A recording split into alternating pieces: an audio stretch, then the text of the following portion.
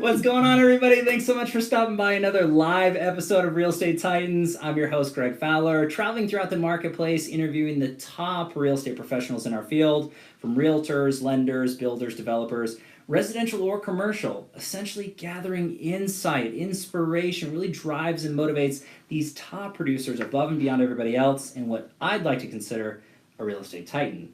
Our very special guest and featured titan for today, my good friend, Scott Stramecki. Scott, thanks so much, my friend. I'm honored. I'm super excited for everybody just to really dive in deeper to this man. I'm super excited to tell this story. So if you're open to it, let's just dive in. Let's do it. Cool. So first question comes down to, tell everybody a little bit about yourself. All right. Well, I'm a realtor at Kenney and Company. As you can see the sign behind me. Right back here. I am a husband and a dad, probably first. Love it. Those are the things that are kind of top of my list and define me more than anything. I'm all about my wife and my two girls, so they really mean the world to me. Love it. We have been in Colorado for going on 9 years, I believe, and we're not supposed to tell people that we're from California. Uh-oh. Yeah. That's not a bad Just thing. lost half the audience. Come on, no way, they're coming in. Here they come. We moved here 9 years ago from California. We had lived in San Diego for 11 years and originally from the Bay Area. Okay. My wife and I met in college in a pre-calculus class at Chabot College, it's a junior college in the Bay Area. Cool.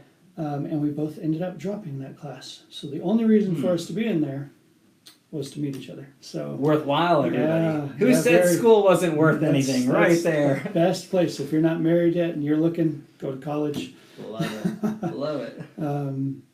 So we met there and we dated for 3 years. Okay. And then got married in 1998. So I've been married 21 years. Congrats, my friend. It's gone by so fast. Wow. We have two beautiful daughters, Allison and Madison. Allison's our oldest. She's almost 16. Wow. In August, she is my cowgirl. She is everything about horses. She wants to work with them. She wants to teach with them. She wants to build a business around that. So we are actively working, kind of doing that with her. Okay. My youngest, Madison, that kid's going to run the world. She gets A's in her sleep. So school's not a hassle for her. She's very smart. And they are both just amazing kids. And my wife, Jen, is the most amazing. I would not be anywhere without her. She holds our world together. She's the center of our family. Love it. Mother's Day is 2 days away. Happy Mother's Day. Yes. And she is the absolute best mom. So that's kind of generally where we're from. Okay. Before that, I guess a little bit, I just served as I grew up in foster care system. Okay. From the time I was 8 until I was 14. I had parents that chose drugs and alcohol and violence and that kind of stuff. So the police eventually took me away. Okay. And my grandfather, my dad's dad, walked into a group home when I was 14 years old and said, "Hey, I'm your grandfather and you're coming home with me." And he adopted me. So I tell people if it wasn't for my grandfather and for Jesus, you and I would not be talking. Because I was not on a good road before then. But he kind of grabbed me out of that and put me on a better road. It's World War II and Korean War vet. Okay. So kind of a tough man, but that's exactly what I needed. That's good, yeah. And yeah, we kind of went from there and went through a lot of stuff to get to where I finally met Jen, but yeah, that's kind of who I am. Pretty family man first. Love it. Currently, doing real estate. I also am in construction. Okay. We have a little construction company. Jen and I have ran our own business for 19 years together now. Okay. So, and we've stayed small. We just do bathrooms, kitchens, handyman stuff. Sure. Decks, fences. And I have two great guys that work for me. They're on a job right now, holding down the fort. Teamwork. Yeah, Luke and Sterling, thank you so much. They're there doing that, but we're trying to build real estate just to build a little bit more life together and time together. Okay. And Jen has her real estate license too. Love and that. if you ever want to talk to a real titan in life, You'll talk to that woman. I love it. Look at this. Listen to this man, everybody. I mean, and Scott, I think that's such a good background for everybody to really start to dive in deeper to you. I want to rewind just a touch on the business side. So what got you into the business in the first place? Why the construction side, and then obviously why the real estate side to where you are today? Sure. After high school, I went to work for a contractor. Okay. And small like we are, and he did everything in-house. So we got to learn multiple trades, which I love. I can do electrical, plumbing, carpentry. I'm a finished carpenter at heart. I love real wood and love working with it. This is my favorite. This background right here, doesn't hurt. Doesn't hurt. Not at all. So I worked for him for 4 years, and then I thought, oh, maybe I'll go to college. So I went to college, and that's where I met Jen, and I finished a bachelor's in psychology there. Okay. And then we had a friend who was a realtor in San Diego. Okay. We went down to San Diego. One thing you should know about both my wife and I is we're risk takers. We're not too afraid of taking risks. We are a little bit now more that we have kids. Fair enough. Because you want to keep that environment stable. Right. But we moved to San Diego from the Bay Area with $800 and planted a church with friends of mine. No way. Yeah, with nothing, not knowing anybody, so it was a really cool time of our life to go down there and do that. But when we got down there, we made some friends, and she was a real estate agent, and she needed some work done at her house, and she was talking to me about it, and she didn't know that I knew the trades. She's like, hey, can you come, do this after she's talking to me? I'm like, yeah. So I went and did a little bit of work, and she goes, I could set you up with clients. Huh. You should think about going out on your own. At this time, I was a manager for Trader Joe's. Okay. So I thought about it, Jen and I thought about it, and we said, okay, let's do it. And we jumped out. And since that day, we've ran our own business in construction. Wow. So that's kind of how I got into the trades there. Okay.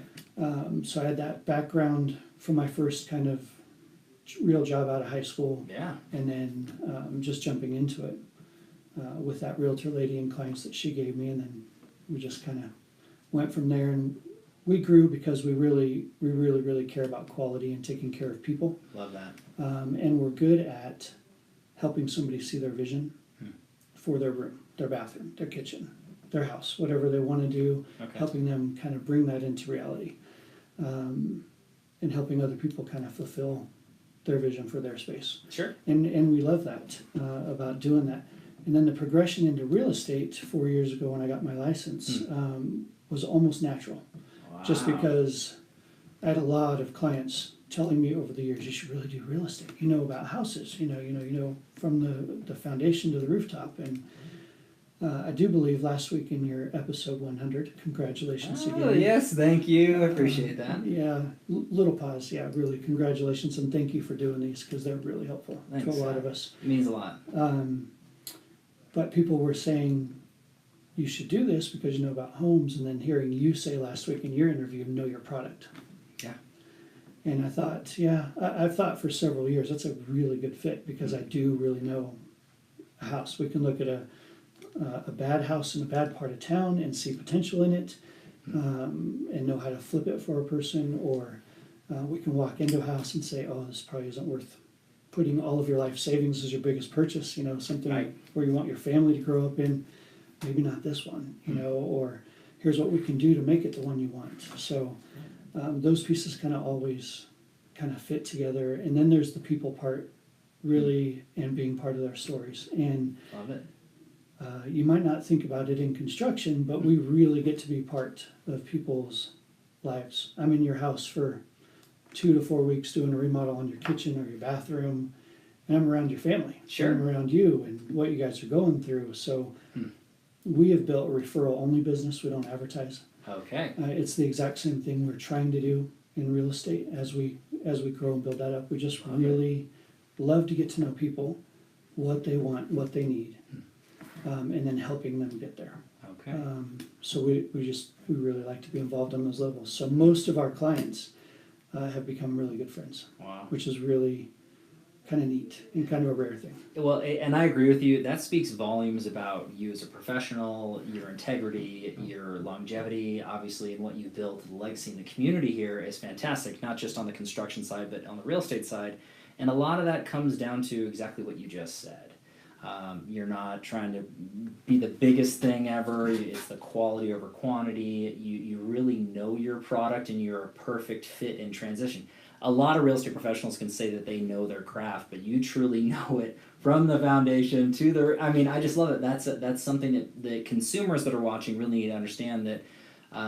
There are different levels of professionals and different knowledge bases, and I think that you're a fantastic asset for anybody out there who's really looking for that true pro. Again, why you're on the show, Scott, so I'm honored to have you. That's really good background into kind of why and what and going on to starting now. But going into the next question, what is your driving force? What's your why? What really motivates you, gets you excited every day, out of bed to do what you do to the level you do it at? Yeah, I'm going to go with the answer of my wife and kids. I think, honestly, we all have multiple whys inside of us. Jen and I together, I think, have a deep undercurrent why, and that is just to be part of people's lives and kind of pour into them and help them. So Jen and I are both people of faith, so we take that very seriously, and not in a weird religious way, but it's definitely a relationship with God. And he told us, in the Bible, several places, the best thing you can do is to love God and love other people.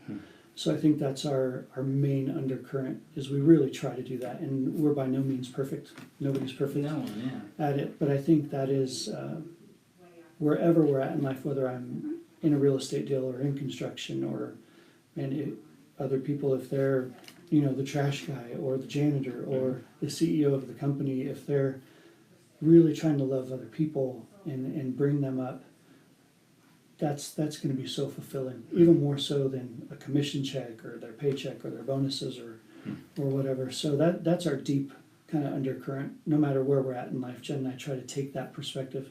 So good.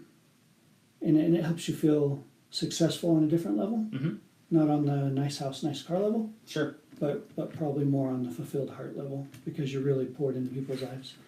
So that's that. But my why that I get up for every morning, what I work really hard for, is to take care of my wife and my two girls. And I think we try to think of it as, I use the analogy of a launch pad all the time. If you've seen Cape Canaveral, right? Yeah. And they launch the rockets, and Elon Musk is doing crazy things with rockets that come back down. Sure. That's a side tangent, but that launch pad is so important, right? It's got to be built a certain way. It's got to have a strong foundation. It can't give up under the pressure, and it's got to lift that off the ground. And I think my wife and I want to be that launch pad for our kids. Wow. And there's people out there that would say, "Oh, you're too much about your kids." I'm really not. Yeah. I mean, we're responsible to be a great launch pad for these kiddos. And like I said, Madison can probably go run the world when she gets older. And I love it. Being part of watching Allie fulfill her dreams with the horses. We actually were able to buy her horse that she started Western training on from her trainer, and that was a highlight of my life. Yeah. And the video's on my Facebook page. If you guys want to go check it out, it'll make you cry, because it makes me cry every time. He's being dead honest. I remember when I saw that, I thought that was the coolest thing ever. So take a look back at that, or maybe I can find it and put it in the links below. That's fine. But I think they're really my why. And so, the reason we're trying to build real estate and eventually transition out of construction is more time together as a family. Okay. And that's why Jen got a real estate license, because we have a really neat, and I know now, unique marriage where we love to work together. It's huge. We love to be together. She can put up with me, which not too many people can do. Bless her heart. I'm kind of a driver. I want things done. I want them done right. They got to be, but she can deal with that and put up with it. And then it just gives us time together. Some of the coolest things we've done are, we went a few weeks ago up to Woodland Park. We've got clients that are looking up there for either land or a house, and we just went all around and took video of Woodland Park. Here's this over here, and just being together doing it. And it was our day together. So how cool is that, though? I mean, not everybody can work that way and have that relationship with a spouse. It's tough. It's not for everybody. But some of the best, most dynamic teams on or off the field of real estate are couples. And I think that's really, really fantastic. It gives people a deeper window into your why, and I think that everything you said to me, and hopefully everybody who's watching or listening, that makes sense. What's stronger than family? I mean, that's really why so many of us do what we do, and I think that a lot of people get that and respect that to the highest level. So thanks for sharing that, Scott. Appreciate that for sure. That really gives a deeper dive into you. I want to go into the business portion of this because there's a lot of professionals, whether they're new or seasoned, they really enjoy this particular portion because they want to grow their business very similar to how the Titans have grown their business, things that they take away. So if you could look back at your business thus far, pick or choose one or two things that you added to your business, took it from one level to the next. What's that look like for you? What advice would you give? Well, like I said, with real estate, we're trying to do what we've done with our construction, with Handy Can Fix It. And that is really just when we're involved with people to serve them all the way. And not to think about it as, oh, I got a deal on the table or I got another contract or, you know, I've been around some of those agents already who are like, oh, I got this many contracts going and this. Sure. And I hope and I pray that they're serving their clients with as much passion as they're talking about having how many deals that they're closing. And commission checks, right? Yeah. Right. So, and I know a lot of them are, most of them are. And that is one of the things that brought me over to Kenney and Company when I first got my license, to sit down with Mike and understand that that's a very sincere man. That's a person that loves other people. Oh, yeah. He's in this business to help them and make their dreams of home ownership or investment or time freedom through investment in properties come true. I'm a big fan of Mike. Not to cut you off. If you're watching Mike, he's a fellow Titan. Catch his episode prior, but he's a great real Titan. He's a great man. For sure. He is, and Aaron Moore is here. Fellow Titan, Aaron. Hey, Aaron. Aaron Robinson brought me in. He's over at Coldwell Banker now. Oh my gosh, you just throwing all these Titans out. These are all beautiful dropping people. Names. This is great. This is great. No, so business-wise. I think service is got to be number one. Sure.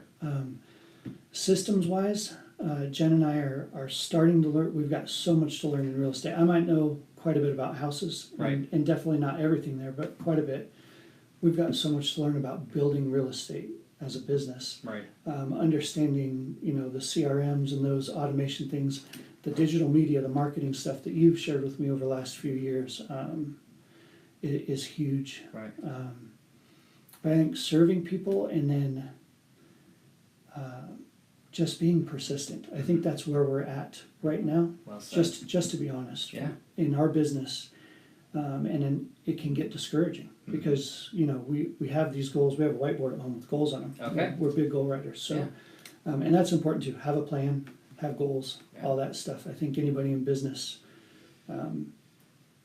has that or should have it. It's almost common sense in business now, but then being persistent through it and trying to hit those goals, but then having the grace and the flexibility that if you don't, it's okay. Sure. Because, Jen and I's goal over the last couple of years has really been this much money in the bank, this many deals in the pipeline, this many deals under contract, and then I can put down my tools. We can be together more. Sure. And it seems to be like we get one or two of those. Oh, we're almost there, and then something happens. Life. So just life happens.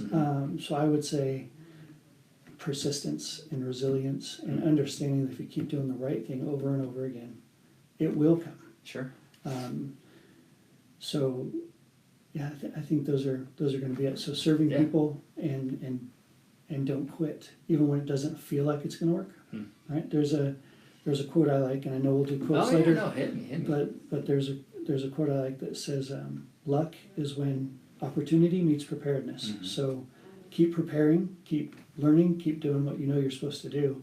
When the opportunity comes, you'll be ready to take advantage of it. Wow. So we try to do that. We try to keep learning, get better at the whole real estate contract process and walking through that. So those would probably be my two things right now is keep people first. Money follows people. Keep people first.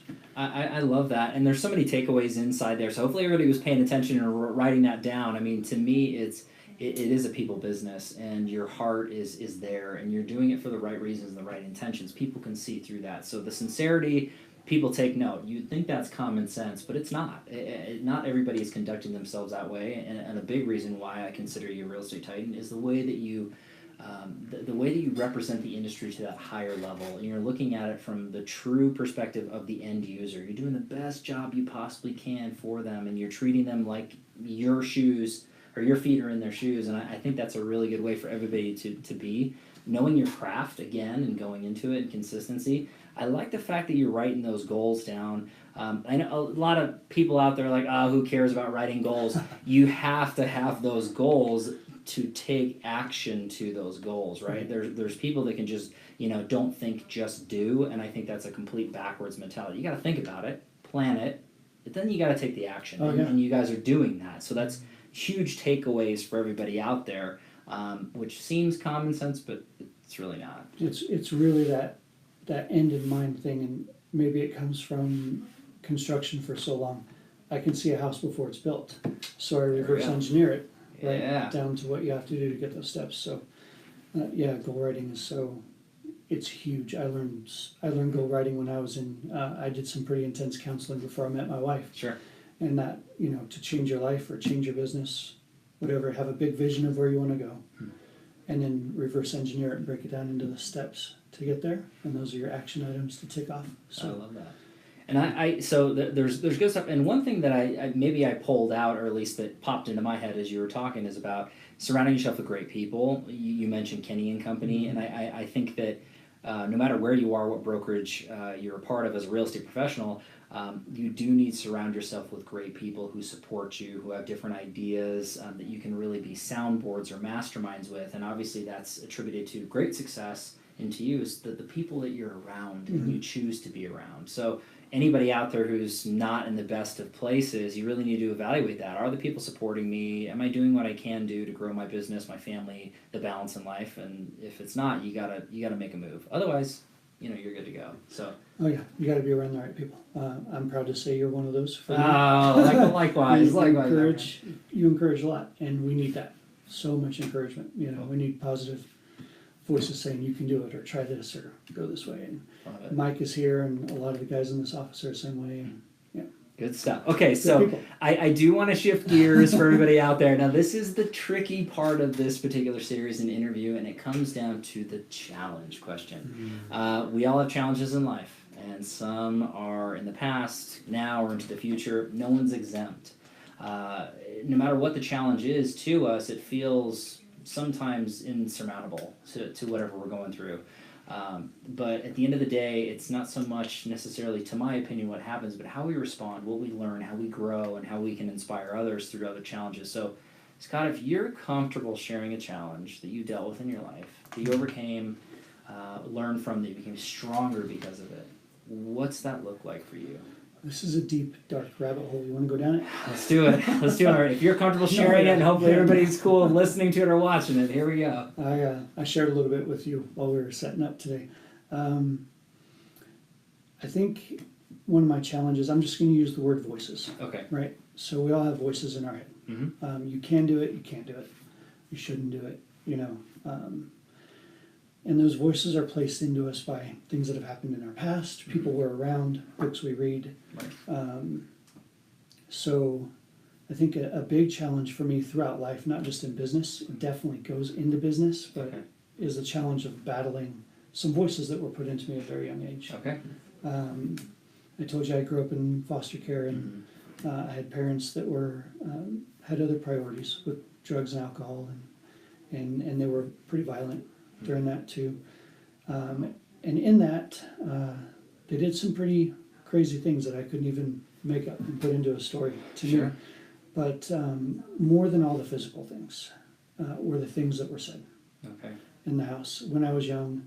And then again, when I was a late teenager, I tried to reconnect with them because, like I said, my grandfather had adopted me for a major chunk of my life. But some of the words that stick out are "you can't," and "why do you even try?"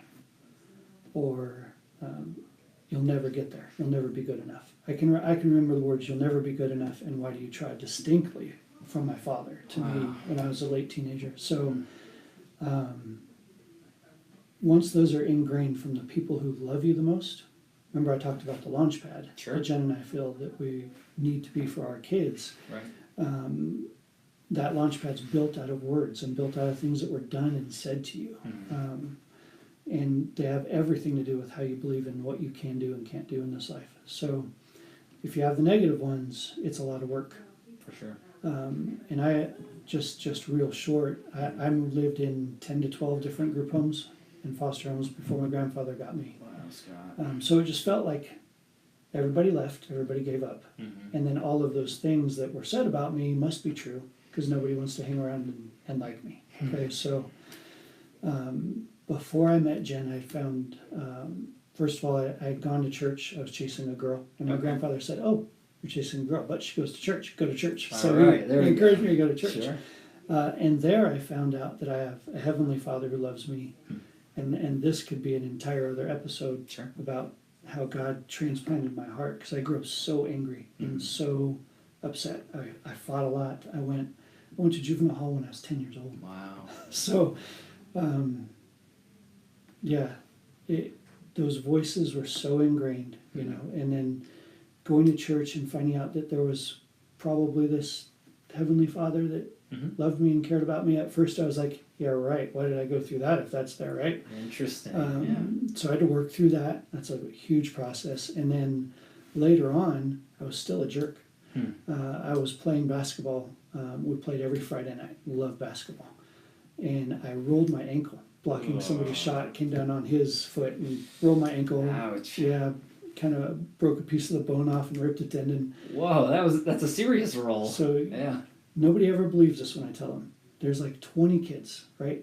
Teenage, late teen, 19, 20-year-old kids around. Nobody would give me a ride to the ER. No one. It's because I was such a jerk. People just didn't. I have a hard time believing that. I mean, anybody that knows this man, you're the nicest, most just generous. Really, I mean, that must have been a different Scott. I'm glad I know you now. So, long story short, I drove myself, and I had a stick shift card at the time to the ER or whatever. And I remember over the next few days thinking, maybe it's not everybody else that has a problem, because that was my outlook, right? Everybody else had a problem. Everybody else had a problem. Okay. And so I found a good Christian counselor, and he helped me a lot. And we met twice a week for a year, a little bit more, before I met my wife, Jen. Sure. And during that time, he turned me on to reading books, and of course reading the Bible, but other books, and exploring personality stuff, and understanding yourself. If you don't know who you are, you're kind of lost out there. So, well said. You know, in facing that challenge, changing during that time, and learning to read books and then go home and apply them and replace the voices in my head. Like, oh, God does love me.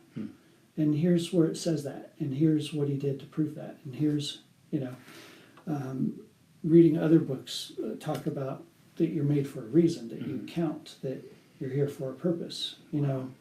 And then coming to the realization that everybody's got a story. Everybody goes through stuff. My story might sound hard to some, might sound easy to some. I've heard stories that make mine seem like Disneyland. Sure. So realizing everybody's got a story, if you can come through it, the coolest thing about it, and probably an even more healing thing for you, is that you can use it to help other people. So learning how to put, you know, new voices in my head. And that goes to reading books, surrounding yourself with the right people. Sure. There's another quote out there, I don't know who said it, but they said, the difference between you now and you 5 years from now are the people you're around and the books you read. Wow. I love that. So I think I've heard similar things from other people, but you got to put new info in to replace the old info that you want to get out. So I think that's kind of been one of my biggest struggles. That's big. And I think you and I talked before, it doesn't go away. It doesn't just magically go away. Right. It's still in there. I hear it when I fail. If I mess up a bit at work, if I miss something, you know, during a contract, a deadline or anything like that, any little mistake, you know, gets blown out of proportion in my head. And I've got to consciously stop. Nope, that's not true.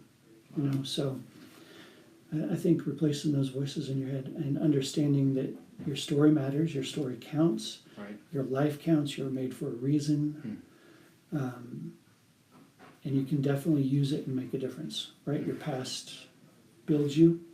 Our past builds us. Right.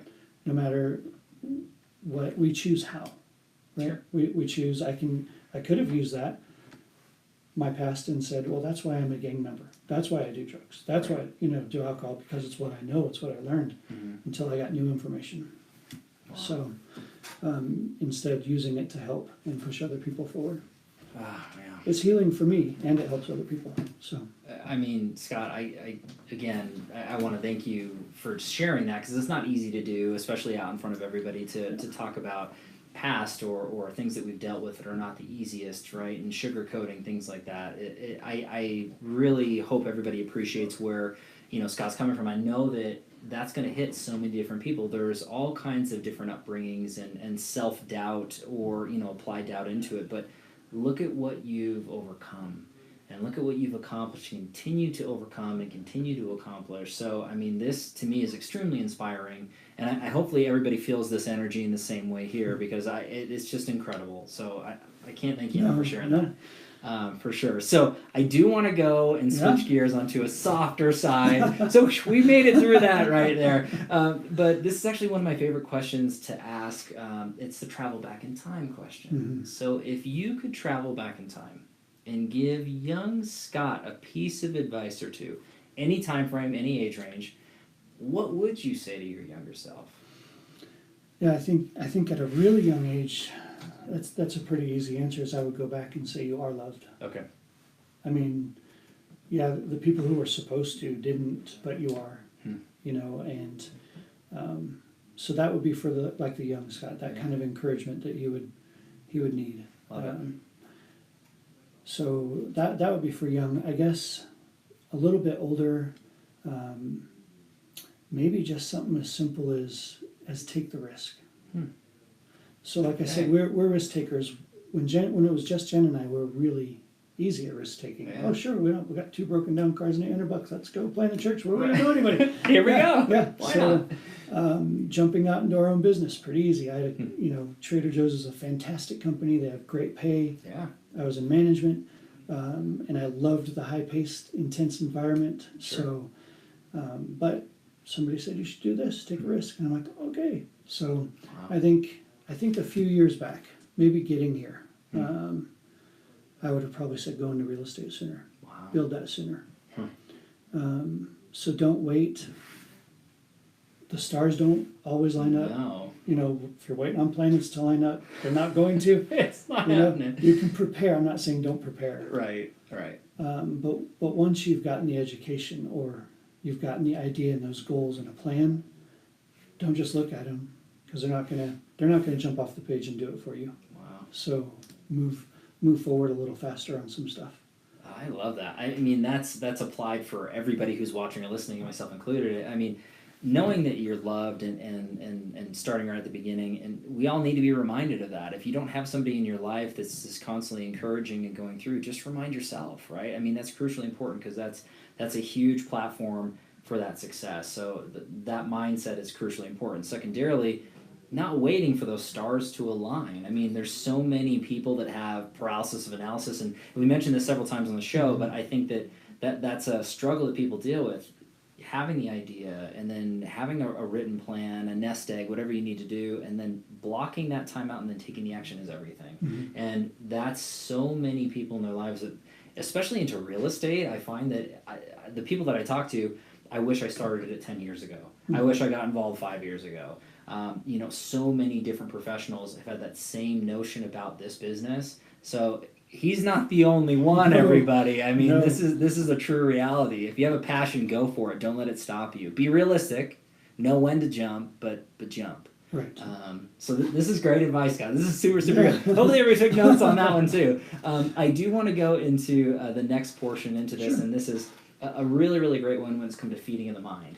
So I love the fact that you brought a nice stack, but I want to ask you, and hopefully everybody can see these on camera here, when it comes down to this particular, it's the books you're reading, the podcasts you're listening to, influencers on social media or coaches that surround you in your life. Everybody out there wants to know how the Titans are feeding their minds, how they're growing. So take it away. Go ahead and share some of this awesome knowledge you got here. I got a lot of books. I told Greg it was really hard to leave the whole bookshelf at home. So true. And I'm like Greg in another way where I love the feel of Yes. the book in my hands. So, and I can write in the margins and scribble everywhere. But yeah, there are so many books out there that are great to replace those voices in your head or to inspire you to go forward. Mm-hmm. And I am very much bent on kind of personal growth. Sure. I read books about real estate and business building also, but I really feel that if you don't take care of the inner you first, then you're not going to be as effective as you could be or successful as you could be. Great point. Or maybe your definition of success would be lacking, right? So Mm-hmm. I would tell anybody right now that I'm unbelievably successful because I've got an amazing marriage to an amazing woman who loves me. I have a 14 and almost 16-year-old girl. When I get home from work or wherever I'm gone, they still run out into the street and say, "Dad's home, Dad's home." That's the best. Wait until Olivia I can't wait. jumps up and runs and grabs you. You're already wrapped around her finger. It's gonna get I tighter. am. It's gonna get tighter. I'm not denying that at all. If you ever watch this, I love you, Olivia. You're the best. Yeah. So, but if you need to get that inner success taken care of first. And then there's all kinds of books that I brought. Okay. I'll start with the business ones. Yeah, cool. This one, a couple of these, I haven't even made it all the way through yet. The Ultimate Small Business Guidebook. Okay. This is nuts and bolts how to advertise and market in a way that gets you a response. Okay. And it is a no frills, no fluff book. It's really got applicable. I think I've already written in it and highlight. Yeah, I Good highlight man. stuff. Good man. So that is one. Love it. There's a realtor out in California. She's really big all over social media right now. She has taken what you have coached us to do Okay. and put it on steroids. Love this it. woman's got video everywhere, and she put out a book called Sell 100 Homes a Year. Okay. Cool. Whether you do or not, she has got recommendations for CRMs, goal setting, letters, how to reach out to your clients, how to keep appreciating it, how to serve them after you've served them, Wow. and specifically in real estate. So that's a pretty amazing book. Cool. This book is really close to my heart, Rich Dad Poor Dad. Yeah. Robert. Yeah, so in our schools, and this is his whole thing too, we don't teach anything about finances. My girls go to TCA, Okay. and they're in College Pathways, which is a really good, strong program. They can finish college, a couple years of college with high school. Okay. But they have yet to have a finance class. They have yet to know how to balance a checkbook. It's crazy. They don't know what investment is. They don't know what compounding interest is. And then they're learning from Jen and I the power of real estate. Okay. And that is what built this man's life. And whether you like our president or not, that's what built his life. Sure. Real estate is an amazing way, to make the money that you want to make. Sure. But this goes deeper than that and talks about a mentality set between a rich dad and a poor dad that he had in his life and what they did with their money. One of the analogies in there I love is you treat every dollar like a little man that goes to work for you. I love that. So when you think about them like that and you're responsible for this workforce, where are you sending them? What are they doing? So I love that book. Good one. All right. This book is a little bit more brainy. Not for this audience here. This goes to probably the psychology side of me Okay. that I like. It's called Willpower. This book is just full of longitudinal studies done on people and what contributes or detracts from our willpower. Wow. There are things you learn in this book, like if you ever have to go to court for a speeding ticket, not saying that would ever happen to me because I'm a wonderful driver. Never. Scott speeding? No way. Don't go right before lunch, go after. Because blood sugar levels have everything to do with your willpower and how you handle people. Yeah. Little things like that. But Very even cool. go back to goal setting, having a plan written. There's studies, longitudinal studies done about people that have done that against people who Wow. So Love it. Very cool. willpower. Yeah. This is actually a good friend of mine, goes to our church, Gabriel Gonzalez. Okay. And him and his daughter several years ago put together a bunch of short stories about Olympic athletes Okay. and just ordinary people that didn't think, that they were going to be anything big, but then they got a dream and they put in the time and the commitment and went through even the failures and the letdowns and the hurts and still came out on top. So these are all medalists in our Olympics over several years. Wow. Dream, Struggle, Victory. Love that. And that's him. He's a luge guy, which Awesome. is the one-man sled, really fast. Yeah. Which is pretty quick for everybody. That's pretty crazy. Life Wide Open. David Jeremiah is one of my favorite pastors, Bible teachers, and book writers. Unleashing the Power of Passion in Your Life. So just getting down into your deeper passions, that loving people, and finding out your purpose and that kind of thing. Okay. Love it. So cool. Put that one on your list. All right. I can go on forever. We can go on forever. No, let's keep going. There's a few more, everybody. More. You're gonna love this. You're gonna appreciate this. Yeah. So if you want to walk on water, you've got to get out of the boat. So everybody knows the story of Peter getting out of the boat on the water, walking towards Jesus. And we all know the story about him sinking once he started looking around, took his focus off of God. So this is just about how to get out of your boat, get out of your comfort zone, and whether that's business or personal life or spiritual life, taking those steps of faith out and keeping your eyes on the right thing so you don't sink into the water. Great one. Yeah. And then these two right now they go hand in hand. Francis Chan, Crazy Love. This book flipped the Christian world on its head because Francis Chan is very serious about loving God. Okay. So Crazy Love, if you get a chance to get this book, it would go very quickly at the top of my list. Love it. It's about how much God loves you and what he did for you and how crazy it is the way that he loves you. And then the Bible, there's nothing in life that you wouldn't, that you go through that doesn't have answers for. Love it. It really is. I mean, that's a stack, everybody. Yeah. That's a great stack for sure. And then this one's one I'm reading right now. It's just called The True Measure of a Man, and it's about our perceptions on success. Okay. And maybe a little bit it's about how, especially Western society is, especially for men, helped us define our success by what we have, how much we make, and what we do. And this is getting back to the roots of that's really not your measure. You know, well said. You're measured by who you love, who you're around, your integrity, and your character. So I'm going to keep this with me because there's a quote in there that I like. I love it. Scott, this has been fantastic, with everything that's right here. And as always, everybody, I am going to have links in the comments down below so that you can take a look at these books. And on Amazon, whatever's going on, you can feed your mind the same way that this man is. So, Scott, this has been chock full of amazing information, actionable items for, business and personal into that and balance in life. And this has been really, really helpful. So I'm honored to have you. I do want to wrap the whole thing up, as you mentioned, with a final question, which is the quote or a mantra that you live by that sums you up as a man, as a professional, as a father, a husband. What's that look like for Scott Stramecki? Can I have a couple? Hit me. So the first one is a scripture. It's out of Matthew 15:16, and it's, "Let your light shine before men, so that they'll see your good works and then glorify your Father in heaven." So really, that goes back to that underlying driving purpose for Jen and I, that we want to make a dent. We want to make an impact here. And it doesn't matter what we're doing work-wise. Sure. It's just so that's in our hearts, and that's in our house in a couple places. Like you said, some people have it over their door. I don't think we have it over our door. She'll want that for Mother's Day. That's a good idea. Not yet. Yeah. There we go. Last minute Mother's Day ideas, everybody. I don't know who originated the quote. The farthest I can trace it back, it's Chuck Swindoll, another one of my favorite pastors and Bible teachers. He said that life is 10% what happens to you and 90% how you react.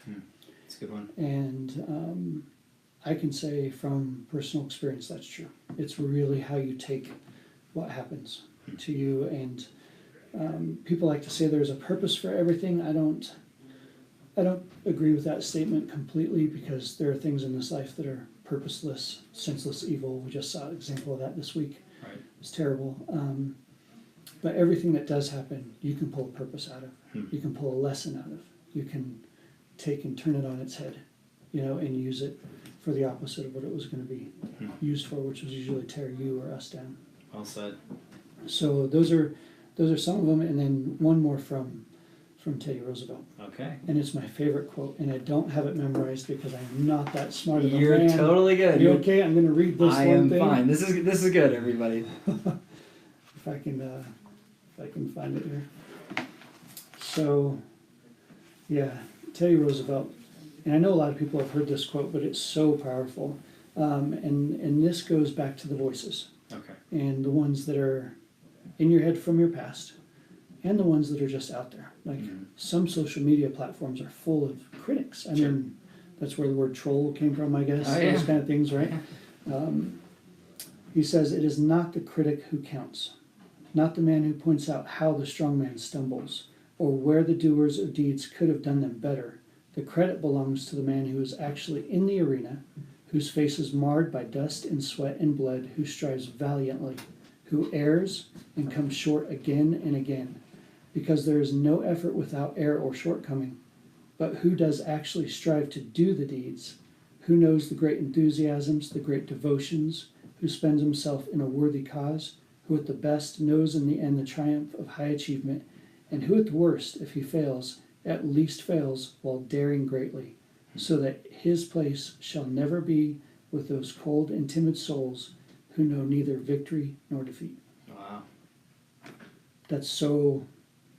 I got nothing. That guy's... Leave it to Teddy. And that is a phenomenal quote, and they'll sum you up beautifully. But you couldn't memorize that. Oh, Scott? my goodness! You I know? tried. I kept reading it. I'm like, no, it's way too smart for me. I wouldn't have done. I would have read that just the same way. But Scott, this has been amazing. I mean, so much power into this particular episode. So I just want to thank you again so much for taking the time. You are an official real estate titan, my friend. Thank you again. I don't need to tell you that, but I appreciate you. Everybody, thanks again so much for your time and attention, your love and support. As always, if you do like what we're doing here at Real Estate Titans, don't forget to throw us a like on the Facebook page, subscribe to YouTube, and don't forget audio file as far as iTunes, Spotify, and Google Podcast. Live every Tuesday and Friday afternoon, a different Titan, a different location. We'll catch everybody in the next live episode of Real Estate Titans. Take care. Thank you.